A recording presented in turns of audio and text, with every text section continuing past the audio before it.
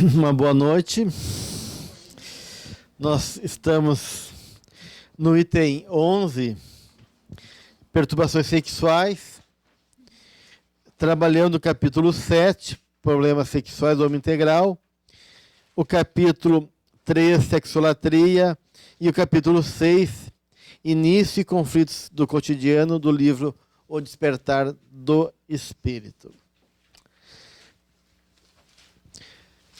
Bem, então a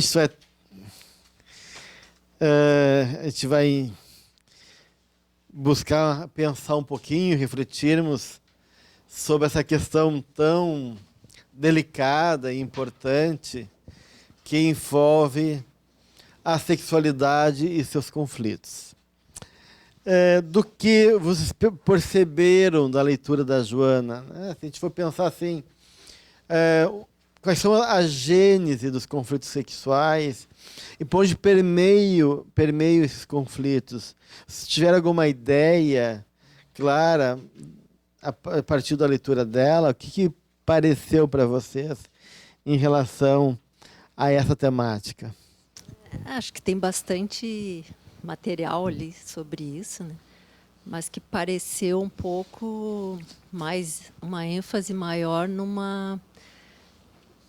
num outro extremo que se passou, que antes era muito proibida a sexualidade, né? Depois se passou para um outro extremo de muita liberdade, e essa liberdade sendo instigada por meios de comunicação, por condutas mal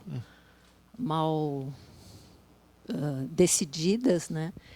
E que acabou virando um pouco confusa a sexualidade das pessoas, uma imaginação muito exagerada, muita falta de sentimento associado ao ato sexual, que acho que ficou todo mundo muito perdido. Sobre isso. Um dos pontos que ela traz é justamente esse, né? A nível do comportamento, que ela vai falar que a sexualidade em si não é imunda, não é pecaminosa, que o problema não é da sexualidade, né? Mas da forma como a gente tem lidado com ela, percebido, e como a gente vai concebendo a ideia e a vivência da sexualidade ao longo da história da humanidade. E ela fala desses dois momentos principais, o momento que envolve a repressão, uma imagem da sexualidade ligada, então, ao mal, ao diabo, né? E que, então, circulando daí fantasias negativas em torno dela. E aí toda uma repressão da qual Freud ele vem confrontar e poder trazer, então, tudo aquilo que de uma maneira é tabu e é reprimido, e traz uma colaboração importante em relação a uma nova consciência do ponto de vista do que é a sexualidade, e uma nova fase que é de liberação, mas sem responsabilidade, né? Que as pessoas aí saiu de um polo para outro polo, mas ainda não conseguiram realmente estabelecer uma atitude mais madura em relação à sexualidade, já que a sexualidade é a expressão do espírito e, como tal, deve estar também vinculada a outros valores, como a afetividade, como a responsabilidade, e entre outras coisas, né? Então a gente está realmente nesse movimento antagônico, nessa enantiodromia entre um polo e o outro,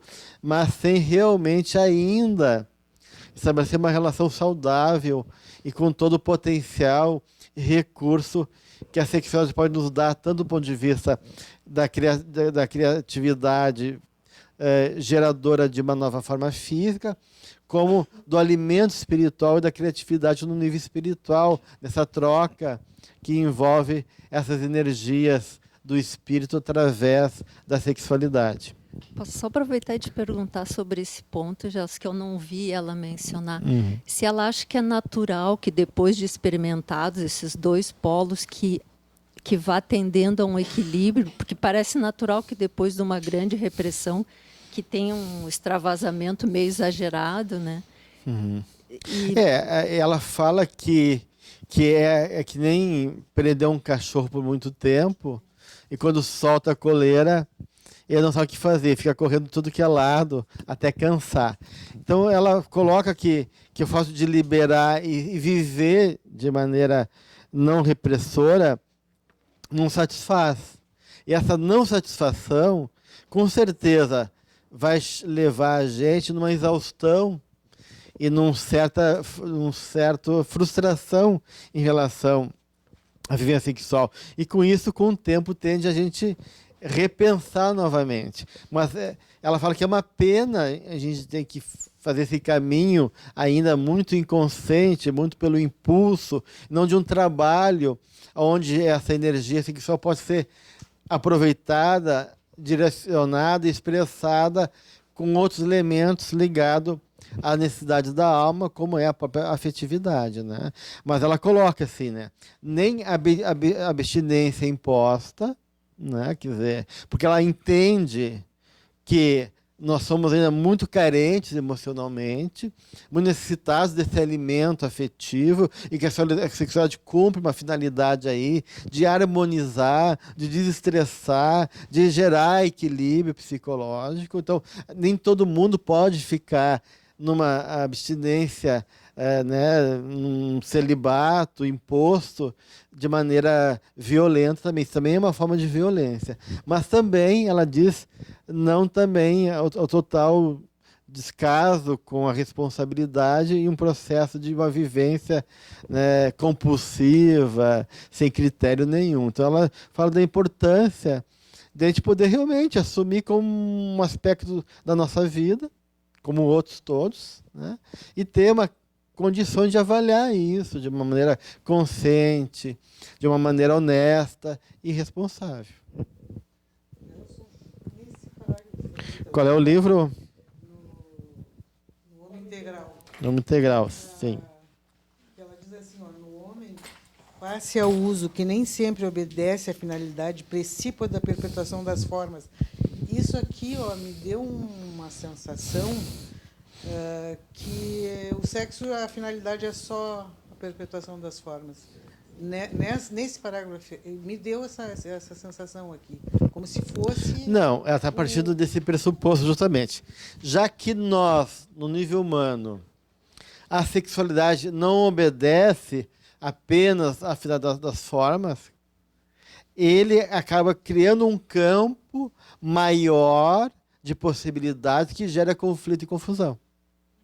Porque a espiritualidade como um todo, isso a gente vai ver no Emmanuel, a gente vai ver no André Luiz, a gente vai ver na Joana, que fala que a sexualidade ela não tem a finalidade exclusivamente de procriação, né? A sexualidade é uma permuta de forças que envolve o equilíbrio do universo. Aspirações. Leva a gente pensar isso. Não, eu não acho. Eu achei.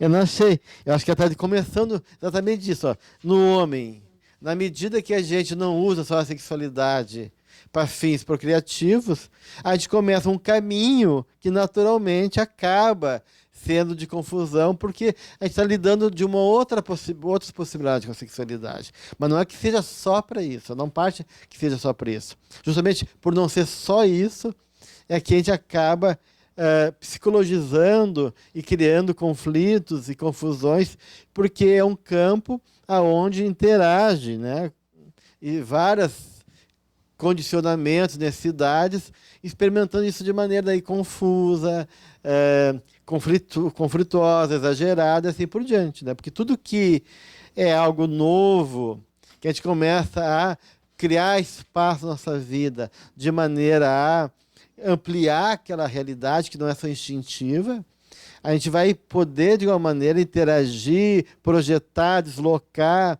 e, digamos assim, misturar elementos subjetivos, onde a sexualidade vai ser expressão de outras necessidades nossas também, gerando daí esses conflitos que aparecem na sexualidade. Então, isso que acontece, né? Então, e ela vai trazer isso, né? Então, a gente tem, de um lado, aspectos coletivos, como importantes, né? Então, essa questão cultural, da repressão, e da culpa, né, dessa tradição judaico-cristã, vai ser um elemento que vai influenciar. De outro lado, essa visão atual também de desse individualismo excessivo, do neo-hedonismo, de culto exagerado ao corpo, também vai criar, a nível coletivo, padrões de comportamento que acabam gerando confusões na forma de viver a sexualidade. Então, tem, de um lado, esses elementos que são da consciência coletiva. Então, a cultura vai influenciar no nosso comportamento sexual. Ela vai falar também da educação, né, das relações primárias ali, principalmente da criança com a mãe, com o pai, o quanto isso pode ser gerador de conflito na área sexual.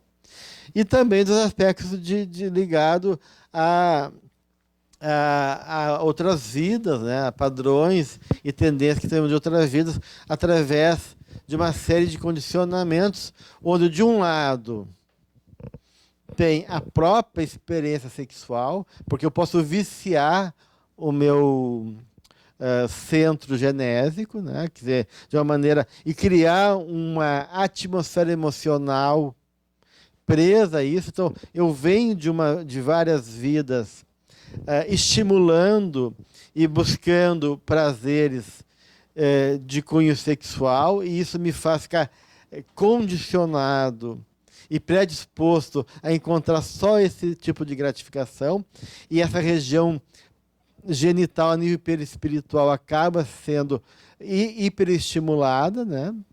E também atraindo forças sintonizadas com essa energia. Então, a gente vê um hálito emocional que está ligado a um certo apetite, um certo apelo e prazer condicionado a esse campo. Mas também a gente pode ter problemas sérios de cunho emocional que não são sexuais, questões muito básicas da nossa necessidade interna, espirituais, de carência, de frustração, de rejeição, que pode ser deslocado para a sexualidade. E aí a questão tem um aspecto emocional, psicológico mais preponderante do que propriamente um condicionamento sexual apenas. Acho que daí entra quando ela fala do equilíbrio, da compreensão da afetividade, eu acho, né? Uhum. Porque eu acho que a sexualidade está muito, pelo menos deveria, eu acho, né, estar atrelada à afetividade. Porque aí, quando tu consegue elaborar bem isso, o sexo é uma consequência. E se não, daí tu pode virar... Porque acho que no tempo da repressão, não era só a sexualidade que era reprimida, era a expressão da afetividade também, né? Então, eu acho que... Por isso que eu acho que é uma coisa bem atrelada à outra. E quando agora as pessoas, por exemplo, que não querem deixar a afetividade, então a coisa é só, não, é sexo, né? Então separa bem a afetividade da sexualidade, né? Eu acho que é mais ou menos isso, né? Tu tem duas questões aí importantes. Uma é essa dissociação entre o afeto e a experiência sexual, né, que a gente pode ver, pessoas que têm medo de se entregar, ou que banalizam o sexo em função dessa dificuldade de vínculo, né? Então a gente vê nessa sociedade atual realmente uma dificuldade de estabelecer essa integração, né, entre a afetividade e a sexualidade. Aí fica realmente um quadro dissociativo. E, às vezes, existe uma afetividade conturbada, patologizada, que acaba sendo escoada pela sexualidade. Por exemplo, né, vamos pegar um exemplo, tem 1000 formas disso acontecer. Mas, por exemplo, uma criança que desloca para as mulheres a raiva que ele tem da mãe, né? E a mãe podia ser uma pessoa punitiva, castradora, e ele fica preso a essa imagem que ele transfere para as mulheres. E aí ele tem uma vontade de querer retalhar, humilhar, desqualificar as mulheres e pode usar a sexualidade para isso, como uma forma de poder, de humilhação, de maltrato, né? Que é deslocada, mas que de uma maneira está ligado a esse conflito, a essa questão emocional não resolvida com a primeira imagem de mulher na vida dele, que foi a mãe. Então isso é uma possibilidade, né? Claro, esse arranjo, como se organiza, por que essa pessoa vai ter esse caminho, vai ter esse comportamento, ele é multifatorial. São vários fatores que também a ver com a natureza dele, com as questões que ele traz da outra vida, com a forma como as coisas vão sendo estabelecidas enquanto associações, relações, que vão dando esse tipo de comportamento, né? Quer dizer, não é, mas a gente vê que aquele núcleo emocional mal resolvido com a figura materna pode ser um elemento aí importante nessa dinâmica aí sexual depois. Então, outros fatores também. Isso ela vai trabalhar muito bem no Despertar do Espírito, no capítulo 6. Quando ela começa a falar sobre conflitos do cotidiano, né?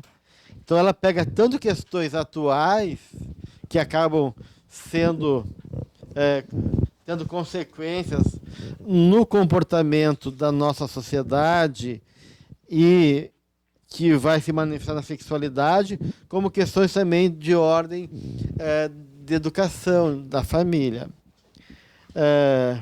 Então ela fala da hiperestimulação da mídia, né? Ela vai dizer que existe realmente imagens que acabam estimulando demais a sexualidade, promovendo de maneira prematura essa necessidade. Uma criança que é exposta muito cedo a estímulos, né, qualquer coisa, né, ela vai ficar, né, digamos assim, é como se... Porque essas imagens, elas têm uma força muito grande nas psiquias. Né? Então, imagina... porque toda imagem ela é carregada de muita informação. Uma informação não só cognitiva, mas uma informação emocional. Né? Então, tu é bombardeado por imagens e apelos que associam aquelas imagens eróticas a prazer, a sucesso, a certa gratificação, a certos valores, a crença estimulada, a curiosidade. Né? Então, de uma maneira, isso acaba, né, impregnando o psiquismo dessa criança e estimulando ela a querer conhecer, vivenciar de maneira prematura uma coisa que ela não está ainda em condições psicologicamente maduras, nem fisicamente maduras, para poder dar conta. Né? Então, essas estimulações acabam... Ela diz aqui, na página 118, bem em cima, a hiperexcitação sexual através dos veículos da mídia, produz danos graves no comportamento. Porque as imagens agressivas absorvidas nem sempre podem ser descarregadas de imediato, o que gera inquietude e insatisfação. Então aquelas imagens ficam impregnadas, ficam gerando, né, processos internos, necessidades, inquietações, e não são trabalhadas, não são integradas, não são processadas. E aí isso acabam criando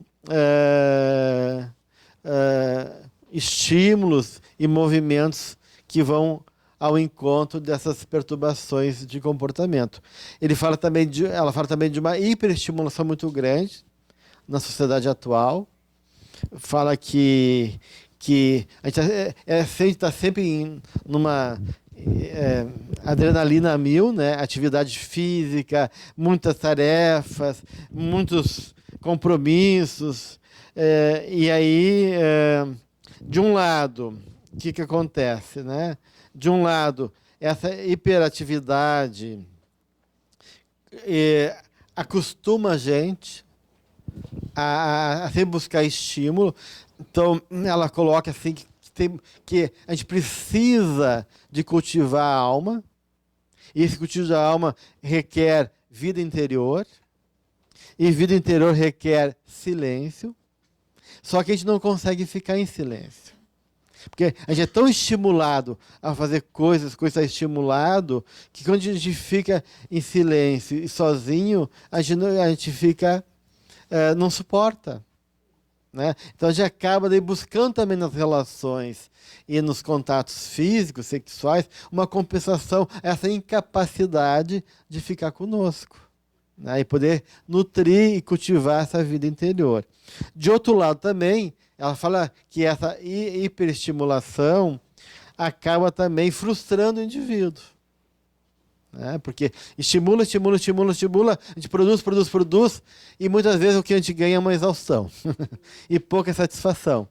Então, essa frustração de muito movimento e pouco resultado do ponto de vista de ganho emocional também acaba buscando, na questão concreta, uma compensação a essa necessidade emocional, de carência, de estresse, de falta de gratificação que a sociedade vive. E a gente daí não quer muito papo. Né?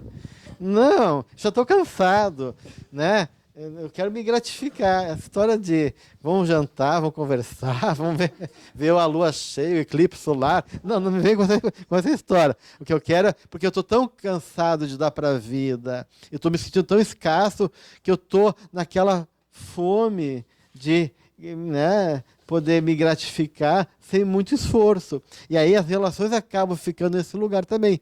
Até porque, numa sociedade onde tudo é descartável e fast food, né, rápido, as relações acabam também entrando nesse mesmo esquema.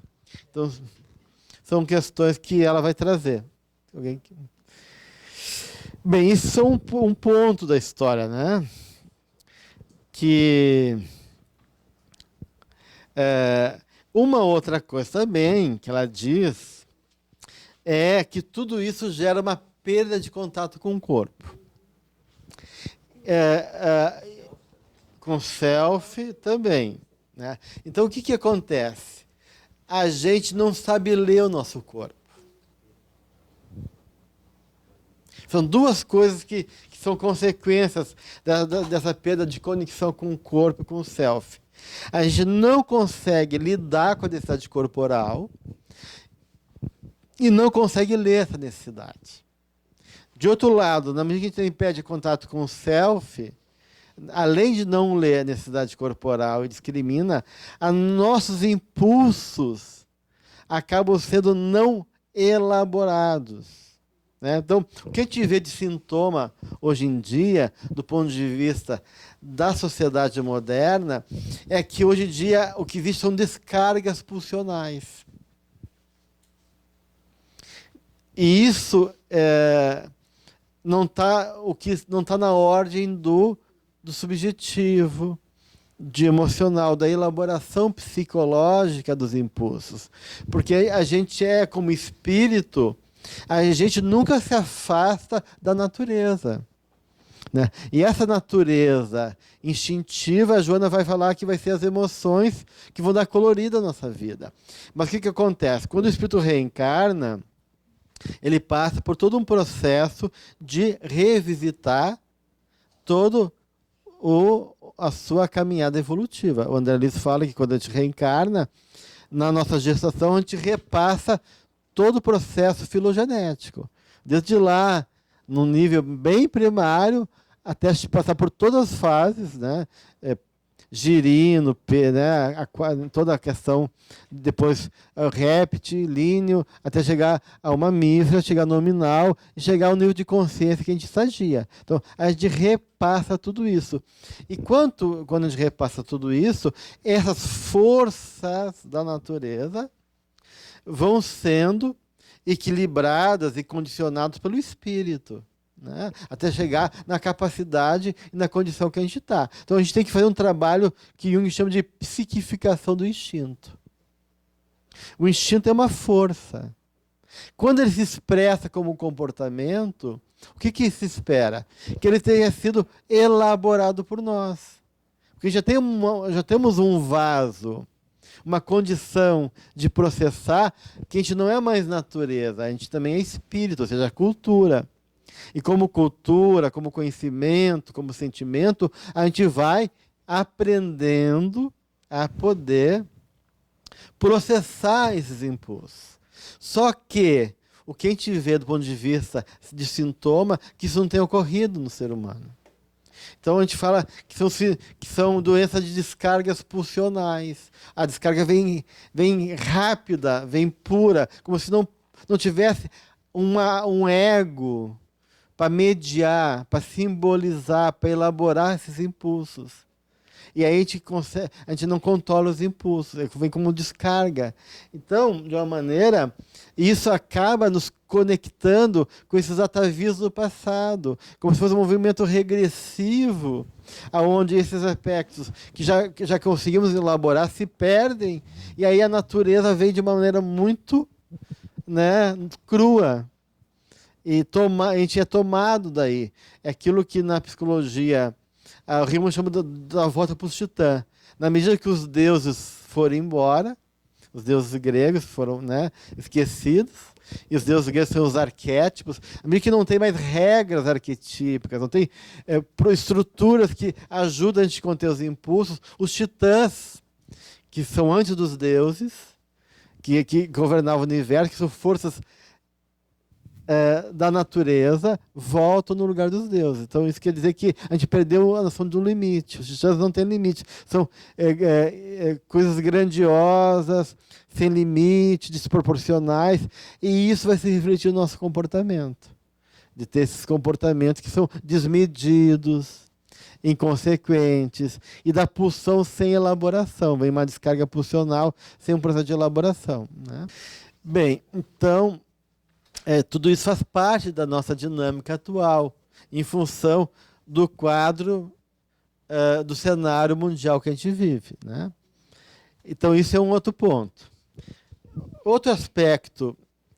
Então, quando a gente faz a perda da conexão com o self, num nível mais profundo daí, a gente chega nas compulsões. Então, a compulsão sexual é uma busca do self.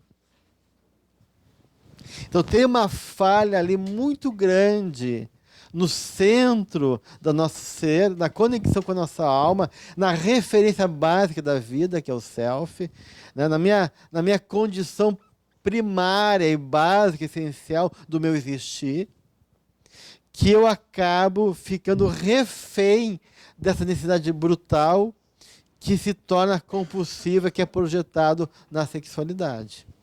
Como um anseio de fusão, como um anseio de engolir o outro, como um anseio de uma gratificação, de plenitude, de uma volta, talvez, ao divino, ao self, onde eu me sentia completo, protegido, preenchido. Então, só que fica literalizado, fica no concreto, não no simbólico. E eu fico tomado por essa necessidade, que se torna compulsiva, e aí aquilo é maior do que eu. Né? Aquilo acaba me movendo, porque tem uma questão tão forte, tão emocionalmente essencial na minha vida, que aquilo me governa. Né? E eu acabo ficando refém de um comportamento compulsivo, da qual eu não consigo integrar. E se eu não integro, se eu não elaboro nesse nível emocional, eu acabo apenas fazendo um ciclo vicioso, aonde eu estou no desespero desse anseio de encontrar aquele aspecto do self que está projetado ali, só que no concreto eu não encontro. E aí eu fico só nas sensações, nessa dimensão de uma emoção que é o medo, né? Como é o medo da separação, também a ansiedade de separação da criança, né? O medo é tão grande de se separar que ela não se permite, porque tem uma necessidade tão básica de ser reconhecida, uma insegurança, que aquilo é maior do que ela. E isso das compulsões acaba acontecendo também do ponto de vista de uma busca desse self da qual eu perdi a conexão. Eu fiquei com uma dúvida ali, Gels, quando tu tu falaste quando a gente reencarna, a gente passa por esse estágio todo. Em que momento isso, quando se está ainda... Na gestação. Na gestação. Toda a formação do feto, ele vai repassar todas as formas e processo filogenético aqui Tudo que a gente já... de tudo, toda a evolução. Isso o André Luiz explica muito bem num dos livros dele, né? Alguém lá atrás queria? Essa descrição que tu deu também em relação é a mesma coisa do vício da dependência química. Qualquer compulsão. Qualquer compulsão, né? Qualquer compulsão. Isso vale não só para a sexualidade, mas outras formas de compulsão. Eu estava lembrando, enquanto tu estava explicando essa falta de conexão com o self, se seria algo assim na psicologia, o que Jesus quis falar para Madalena, que ela tinha essa compulsão pelo sexo, porque faltava o amor mesmo, o encontro com o amor. Né? Porque quando ela vai visitá-lo, né? Ela sente uma falta enorme. Todos nós sentimos uma falta. Nós nos movemos por uma falta. Nós, seres humanos, não somos seres completos ainda, né? Porque a gente sai como uma mônada da divindade e começa a se constituir com uma consciência. A gente tem anseio de retornar àquela fonte original da vida, que é Deus. E essa falta nos move como uma busca de uma coisa maior, que a gente sabe que está na nossa memória original e que representa essa busca pela plenitude. Então nós somos movidos pela essa busca da plenitude, mas nós não somos plenos ainda, né? E se isso não for bem trabalhado, é óbvio que a gente vai buscar isso no lugar errado. Ainda mais quando é uma coisa de self, porque o self representa realmente o valor maior na nossa vida, né? Algo que representa esse anseio. Então quando Madalena vai procurar Jesus, ela está nessa falta. Ela tem falta de amor, mas ela quer realmente o amor. Ela realmente é sincera nisso. E isso é importante, porque às vezes a gente troca o amor por muitas coisas, facilmente. Mas ela tem realmente um anseio de amor. Uma mulher rica, bonita. Então, de alguma maneira, ela entrou num jogo da sociedade, daquelas pessoas que procuravam ela, e acabou enredada nessa dinâmica, né? Mas ela não estava feliz. Ela realmente não se satisfazia pelo sexo, é diferente. Tem gente que busca, que projeta no sexo e fica refém do sexo. No caso dela, ela não era refém do sexo. Até ela buscou nisso, mas o sexo não, talvez tenha sido antes, a gente não sabe.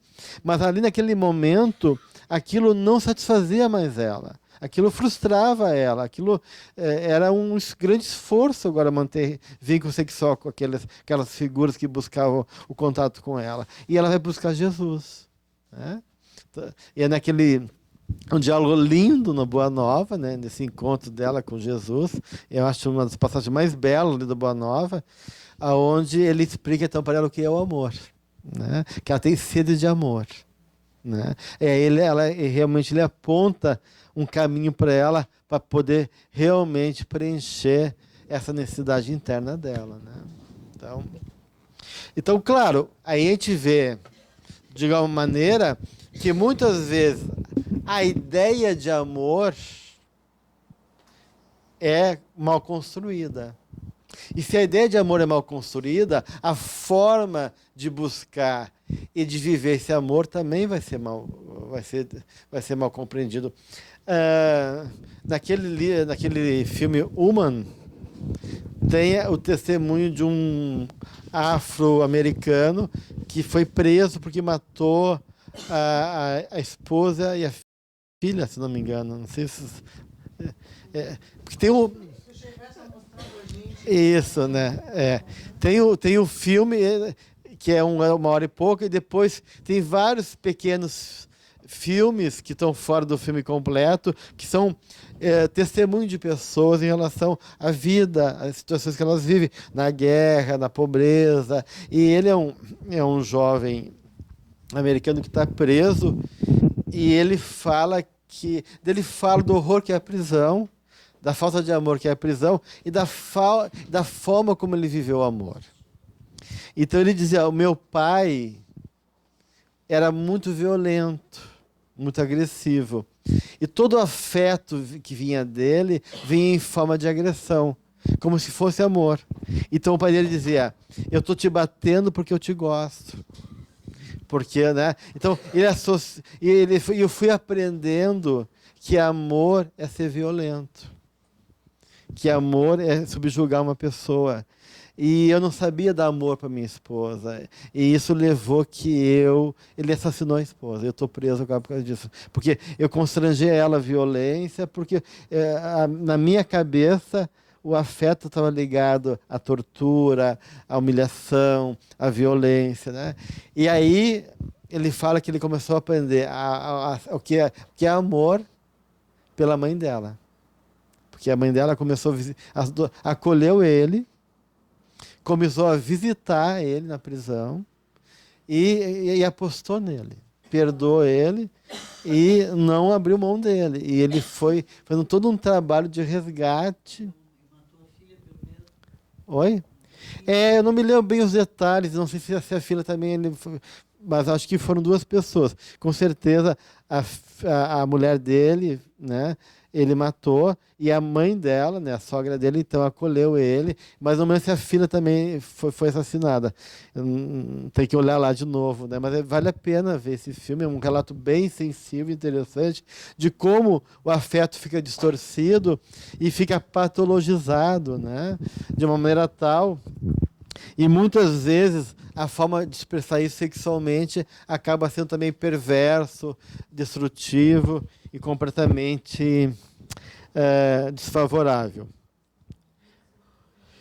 Aqui também,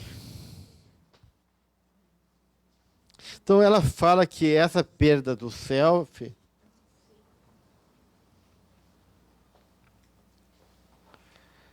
desfigura o conteúdo da realidade, atirando-se no vazio existencial interior e na aparência que ele disfarça os sentimentos, robotizando-se, sorrindo para agradar ou mergulhando fundo na depressão. Então fica um falso eu, e que muitas vezes é compensado na sexualidade, né?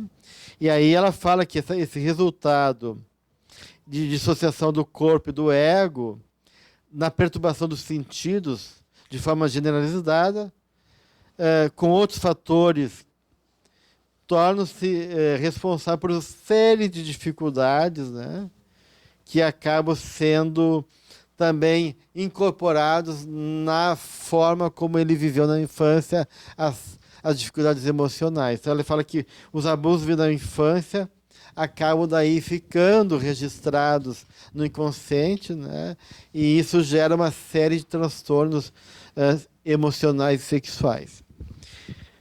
Então ela fala aqui no final da página 19. Alguém lê para nós? Crianças cujas mães não pararam de reclamar, exigentes e malcriadas, não poucas vezes tiveram desejos quase incontrolados de esganá-las, a fim de que calassem a boca acusadora, deixando-lhes a mente infantil em paz. Como consequência do impedimento de realizá-lo, nasce-lhes no íntimo um sentimento de culpa que permanece afligindo e que é compensado através da expressão sexual destituída de sentimento de amor, tornando-se uma forma de explosão de raiva contida longamente ou se manifestando por meio da irrupção da ira e da revolta, assim diminuindo-lhes a pressão que experimentam. Então a gente vê como, às vezes, processos emocionais muito intensos e negativos acabam se deslocando para a sexualidade como expressão daquela emoção não trabalhada, seja uma raiva, seja um ódio, seja uma forma de cobrança, de exigência interna, né, de uma raiva do mundo e assim por diante, e que acaba isso afetando também a maturidade e a expressão da sexualidade, né? Bem, aí daí tem uma gama de perversões, né, sexuais, as mais diversas pode imaginar, né? O que você imaginar nesse mundo existe, né? e daquilo que a gente não consegue nem imaginar, né?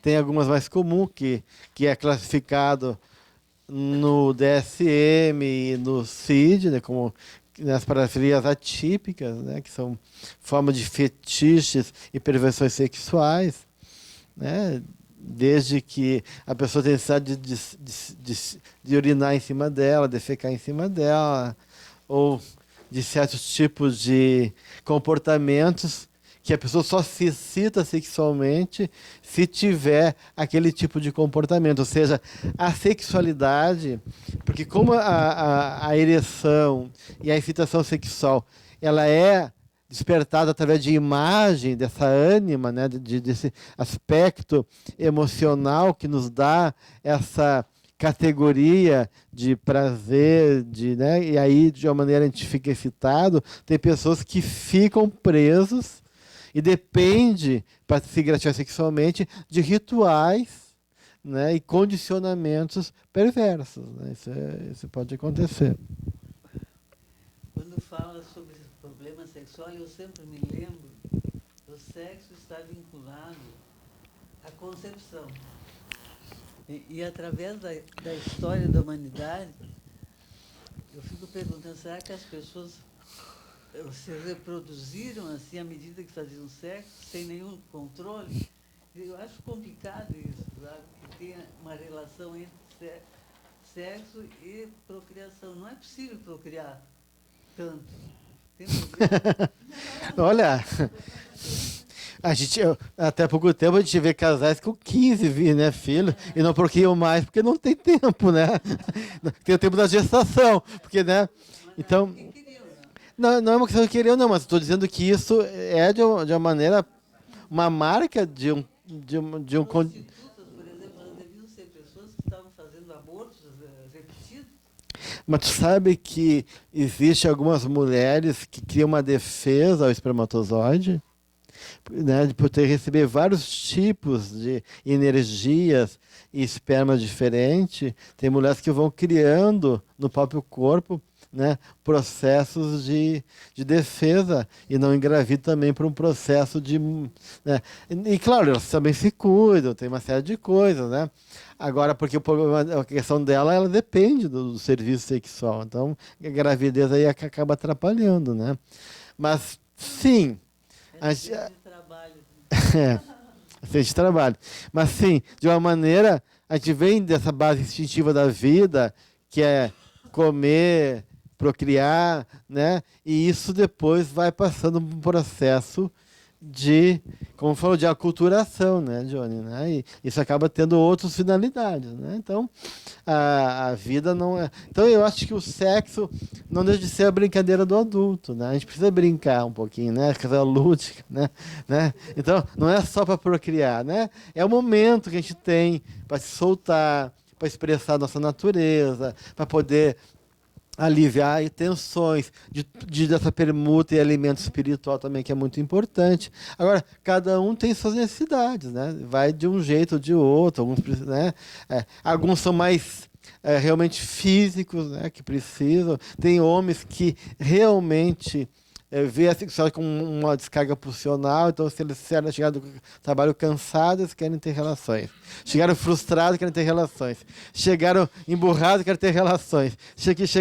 Então, a gente vê que a sexualidade está muito vinculada, às vezes, às necessidades infantis do homem, né, que acabam buscando na gratificação. E não é tanto no vínculo do afeto, é da gratificação mesmo, né, dessa descarga, né, ou da mãe, ou da pessoa que está disponível para ele, né, e aí... Né, não é uma troca no sentido mais pleno da coisa, né, porque querem que realmente a pessoa esteja disponível. Então, a gente vai vendo que a sexualidade vai ganhando contornos, né? O Whitman tem um caso que eu acho bem interessante, que é um paciente que ele tem um ritual sexual. Para ele manter a ereção, todas as vezes que ele quer manter um coito, ter uma relação sexual, ele tem que despir a mulher da cabeça aos pés.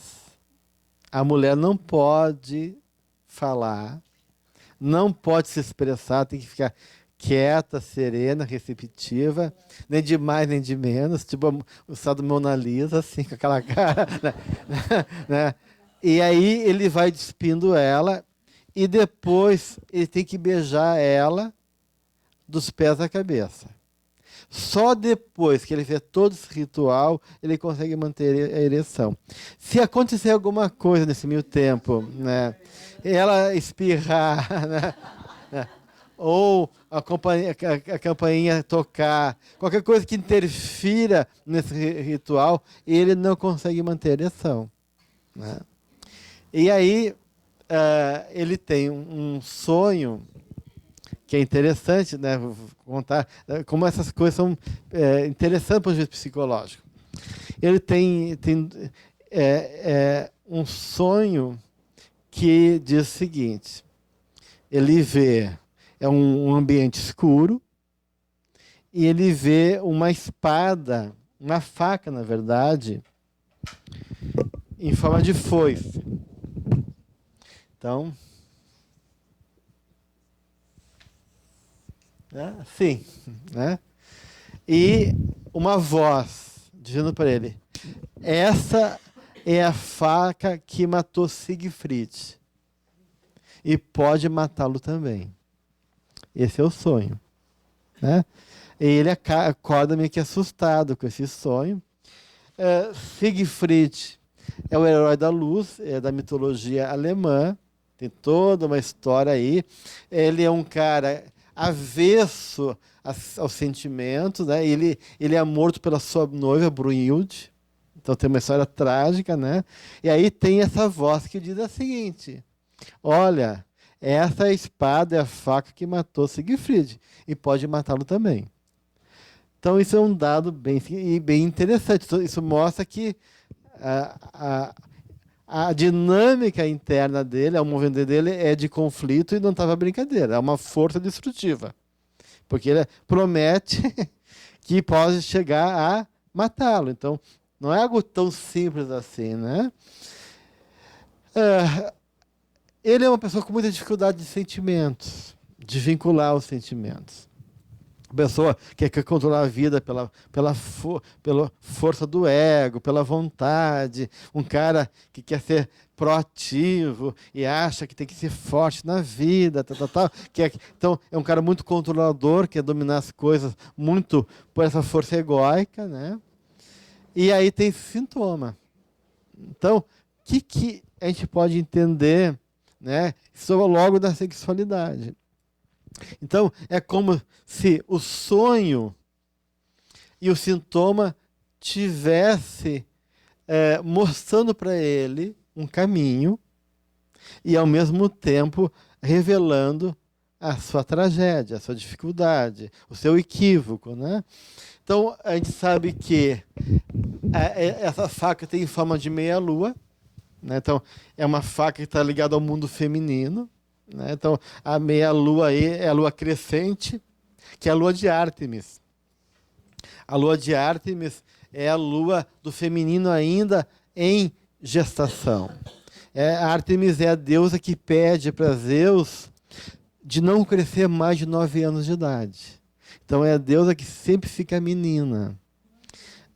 E a Ártemis, apesar de ser uma caçadora, autônoma, né, tem uma imagem de uma mulher de liberdade, mas emocionalmente falando, ela é uma menina.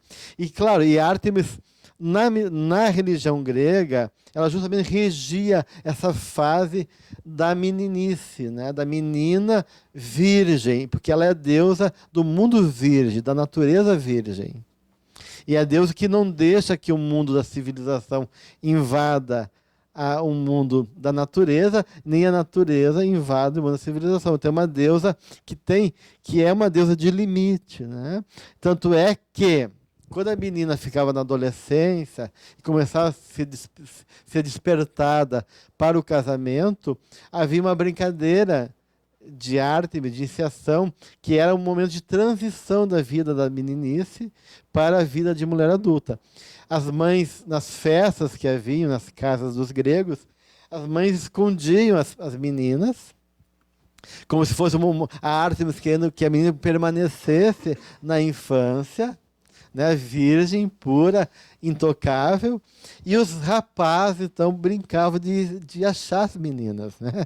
Então, dessa força da vida que não adianta querer esconder, porque a natureza quer que elas, de uma maneira, vão para a vida. Então, esse momento de tensão aí, entre esse mundo ainda virginal e a necessidade de ir para a civilização e constituir uma história agora como mulher adulta, casar, se relacionar e cumprir o seu papel na sociedade, né? Então, a Ártemis que era ainda a figura que queria manter o máximo possível a menina nessa vida. Então, a Ártemis representa a lua crescente, que não está cheia ainda. Não é a lua exuberante daquela lua que é toda senhora, plena e luminosa, né? Está ainda crescendo. Então, representa o feminino inconsciente. Então, o que o sonho está dizendo? Tu é muito inconsciente do teu feminino, do teu mundo sensível interno. E essa inconsciência pode te matar. Porque tu acha que controla a vida pela força do masculino, mas tu é controlado emocionalmente por esse feminino. E esse é o sintoma do ritual sexual. Ele tem que controlar a mulher, de um lado, mas ao mesmo tempo ele é subjugado a essa mulher. E tem que descer até os pés dela, reverenciar como se fosse uma deusa, beijando os pés, para poder manter a ereção. Então, olha só que contradição, né, no sintoma. O sintoma é uma verdadeira obra de arte. Todo sintoma é um processo elaborado, refinado da psique, que conta uma história e que traz uma solução, né? E nesse sintoma, a gente tem ao mesmo tempo o conflito e a solução. O conflito é: eu quero subjugar essa mulher à minha vontade, ela tem que ser uma estátua, ela não pode se expressar, ela tem que se sujeitar à minha vontade, mas de um lado eu estou tendo que reverenciar ela e como um altar, me curvar humildemente e beijar seus pés. Então, há um jogo ali no sintoma interessante. E só quando eu realmente... Então, não sou eu que sou o dono do meu falo. Nenhum homem é dono do seu falo, né? Sempre é uma mulher. Seja essa ânima interna, essa imagem interna. Então, o senhor está mostrando, tu acha que domina na vida, acha que tu pode tudo, mas tu é subjugado por uma força feminina da qual tu tem que adorar para manter a tua ereção, cara. Né? E aí tem que cumprir esse ritual para manter, então, a sua vida sexual a contento. Né? Então, de uma maneira, tem de ver como a sexualidade aí, no caso dessa pessoa, está de uma maneira constrangida a esse conflito da ânima dele, com o feminino dele. E essa dissociação com o feminino dele faz com que isso afete o seu comportamento sexual. Né? Então, claro, a gente não sabe toda a história dele, o autor não entra nos detalhes, né, e como é que se faz esse caminho aí do sintoma, mas, de uma maneira, o sintoma está expressando esse conflito, tanto enquanto dinâmica, né, e também possibilidade de cura. Né? Então, como o Joana aqui fala, né, da nossa mãe perversa, castradora, que muitas vezes acaba gerando depois no futuro problemas sexuais. Então a sexualidade vai tomando na vida nossa um matiz e uma variedade de expressão muito grande, gente. Tanto do ponto de vista do estilo de cada um, né? Da forma de sentir prazer, da nossa parte erótica, nosso corpo, que o nosso corpo todo é erótico, né? A forma, um gosta de conversar, outro não gosta de conversar, outro tem que ficar quieto, um gosta de gritar, outro já gosta de cantar, né? Sei lá o quê, né? Cada um tem seus estilos, alguns se excita de um jeito, de outro. É um universo muito rico de possibilidades, né? Tanto do ponto de vista saudável, porque isso tem estilo, assim como tem minha roupa de vestir, minha forma, meu gosto, minha forma de expressar. Então, a minha sexualidade ela vai ter sua riqueza, né? Vai ter suas formas de possibilidade de expressão, e dentro dessa possibilidade, esse matiz patológico, que reflete conflitos, que reflete necessidades internas, que reflete deslocamentos psicológicos mal resolvidos, ou de processos de outras vidas, né? De karmas também, que envolve subjugação, violência sexual, humilhação, né? E que muitas vezes está lá no inconsciente, e eu não tenho noção disso, mas que se expressa em inibição sexual, em culpa, em dificuldades, e assim por diante, né? Eu tinha um conhecido meu que ele teve uma crise muito grande, né? E eu não vou entrar em detalhes, porque está sendo filmado, então não vou dar muito detalhe, mas tem detalhes importantes, é interessante colocar, mas, enfim, não é possível colocar. Mas o fato é que ele tinha uma aura de rejeição. As mulheres, é um cara normal, interessante, como qualquer outra pessoa, mas as mulheres tinham uma certa, assim, não tinha uma coisa estranha ali, que nem o Barba Azul, né? Tá ali, tá na cara, mas ninguém percebe, tem uma coisa estranha ali, né? Então, ele é tipo o Barba Azul, tinha ali, mas tinha uma... E aí uma entidade falou para mim, porque ele uma vez entrou em crise, quando uma crise psicológica muito grande, a entidade falou, vai dar uma força pro teu amigo, né? E ele me colocou assim que ele tinha sido um guerreiro mongol, um líder, e que ele violentava as mulheres, que ele ia matando todo mundo e violentava as mulheres, né? Então, que existia muitas almas femininas odiando ele, e ficou na memória espiritual essa incompatibilidade com o feminino, e inconscientemente ele passava. Então, as mulheres tinham um certo rechaço inconsciente, porque percebiam no inconsciente delas, né, essa informação. Então ele tinha que conviver com uma inibição, né, afetiva sexual em função dessa história do passado dele, né? Então tu vê como processos complexos, ricos, vão se constituindo na nossa natureza e vão se manifestando no nosso comportamento, mesmo a gente não percebendo.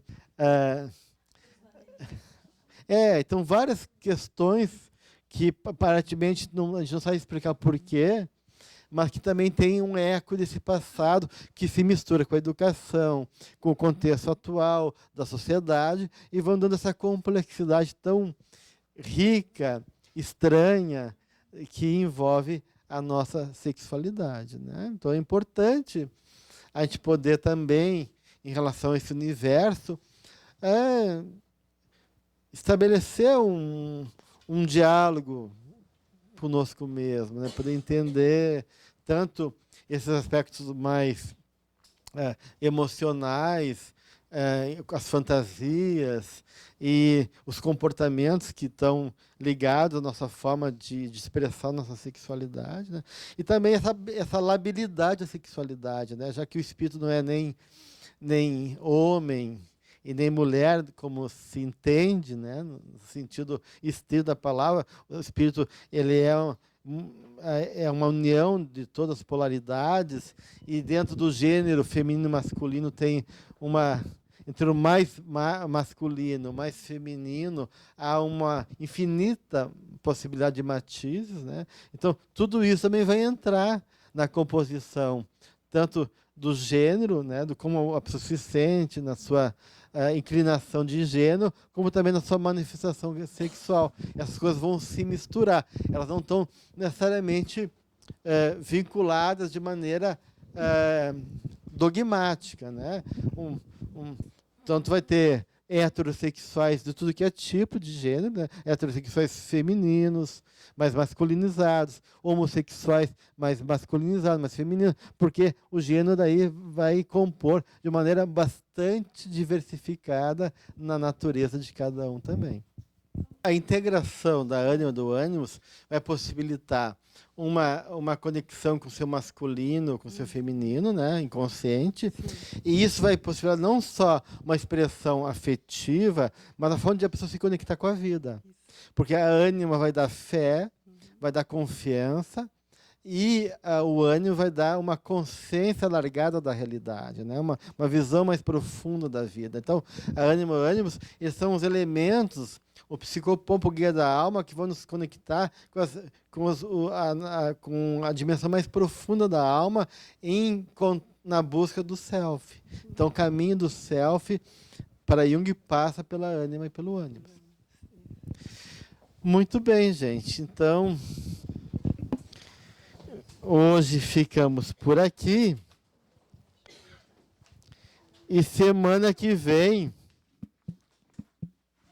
a gente vai entrar nessa dinâmica afetiva, relacional, no item 12, trabalhando o tema o outro como espelho.